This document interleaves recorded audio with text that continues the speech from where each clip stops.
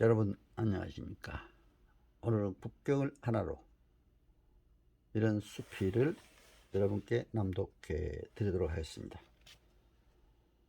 이 수필은 한국 기독교 수필문학회 기독교 수필 32호 목마른 사람들의 실린 글입니다. 국경을 하나로. 글 박완신지음. 우리는 지금 국경을 넘어 글로벌화 시대를 살아가고 있습니다. 냉전 시대가 막을 내리고 인터넷이라는 새로운 기술의 토대가 마련되면서 국경을 넘어 세계는 하나로 달려가고 있습니다. 세계로 하나로 달리는 진리의 빛, 이러한 하나님 나라에서 우리가 살기를 기원해 봅니다. 더욱이 2020년부터 지금까지 코로나 팬데믹으로 세계는 더욱 하나됨을 실감하고 있습니다. 글로벌화 세계화 시대에 아직도 한반도 남북한만 유일한 분단국으로 남아 있어서 안타까운 일이 아닐 수가 없습니다.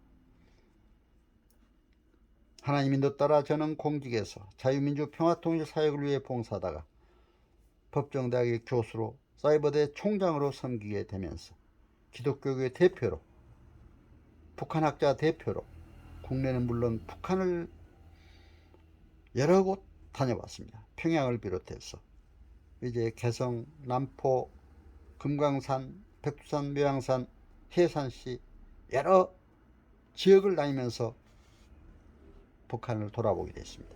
특히 미국, 캐나다, 중국, 일본, 러시아, 유럽, 중동, 아프리카 지역 등을 두루 순방하면서 평화통일 강연을 통한 통일선교 사역을 수행한 바도 있습니다. 냉전 시대가 지나가면서 경제, 사회, 문화는 국경을 뛰어넘어 세계로 달리고 있지만 아직도 정치 이념 간 갈등의 골은 깊고 종교 간 국경선도 굳게 닫혀 있음을 볼 수가 있습니다. 저는 태국, 캄보디아, 베트남 등 동남아를 방문하면서는 불교가 무장된 것을 볼 수가 있었고, 중동, 아프리카를 방문하면서는 회교 문화가 지배하고 있는 것을 볼 수가 있었습니다. 또한 미국, 캐나다를 일주하면서는 교회 집회, 신학대학 강의, 통일선교 대학 강의를 하면서 자유롭게 복음을 전할 수 있어 얼마나 기뻤는지 순간순간마다 하나님께 감사드렸습니다. 특히 장신대학교 평시도 교육대학원에 다니면서는 미국 프린스턴 대학에 연수를 간 바 있었고, 또 시카고 일주를 강의하면서는 트리티 신학대에 가서 일주일간 제가 강의도 한 바 있습니다. 너무 하나님께 큰 감사를 드립니다. 이렇게 통일 선교 사역을 하면서 또 유럽 지역도 많이 여러 번 방문을 했습니다. 유럽은 특히 1993년부터 EU 유럽 공동체로 12개국이 회원국이 돼서 이제 국경선이 허물어지고 있는 것을, 하나로 되고 있는 것을 볼 수가 있습니다. 특히 저는 국내 각 시도 군 면단위까지 순회하면서 평화통일 안보 교육을 하면서 1996년에는 프랑스, 이태리, 스위스, 독일 등을 순방하면서 평화통일 안보 현장을 방문했고 함께 세미나를 가진 바도 있습니다. 이제 프랑스는 특히 기독교 문화가 지배하고 있는 것을 실감할 수가 있었습니다. 몽마르트 글자 그대로 순교의 산에서 기독교 문화의 숨결을 기수했었고, 루블 박물관에 가보니 예수 그리스도의 최후 만찬에서 예수님의 귀한 발자취를 볼 수가 있었습니다. 이태리 로마에서도 베드로, 바울, 요한, 성모 마리아 4대 성당의 웅장한 모습을 볼 수가 있었고, 특히 로마의 6군데 카타콤에서는 지하 성도들의 순교적 각오로 신앙을 지켰던 굳건한 모습을 볼 수가 있었습니다. 스위스도 기독교가 44%, 캐톨릭이 46%로 기독교 문화가 지배하고 있음을 볼 수가 있었습니다.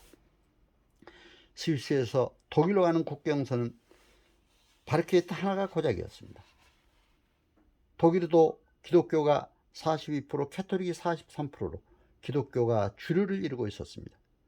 특히 저는 독일 프랑크푸르트 교회에서 주일 예배를 드린 바도 있습니다.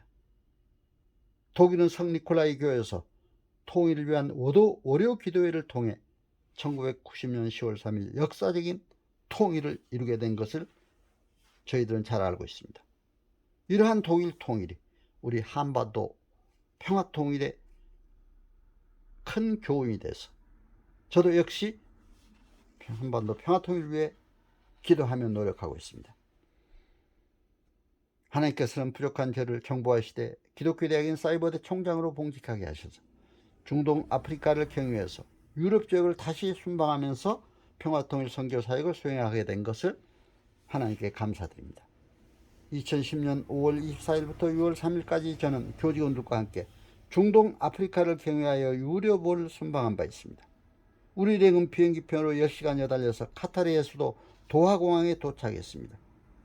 카타르 수도인 도하공항에는 아랍어 간판들이 장식되어 있어 아랍 문화가 지배하고 있음을 볼 수가 있었습니다. 이슬람권 선교의 필요성을 다시 한번 느끼게 했습니다. 이제 저희들은 리비아를 경유해서 북아프리카 모로코에 도착했습니다. 모로코는 북쪽으로 지중해, 서쪽으로 대서양이 있어 경관이 아름다운 나라임을 실감할 수가 있었습니다.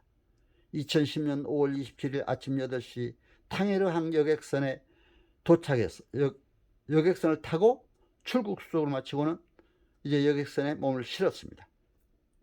아프리카에서 유럽으로 가는 길목에서 우리 일행이 탄 여객선은 지브랄타 해협의 물살을 가르며 지중해를 달려 약 1시간여 만에 남유럽 스페인에 도착했습니다. 우리 일행은 간단한 입국 수속을 마치고 대치하고 있던 버스편에 몸을 싣고 그라나다로 향했습니다. 푸르른 산과 들이 아름다웠고 온화한 평온함을 느낄 수가 있었습니다. 중동 아프리카 지역과는 영적으로 느껴지는 마음의 큰 차이가 있음을 실감할 수가 있었습니다.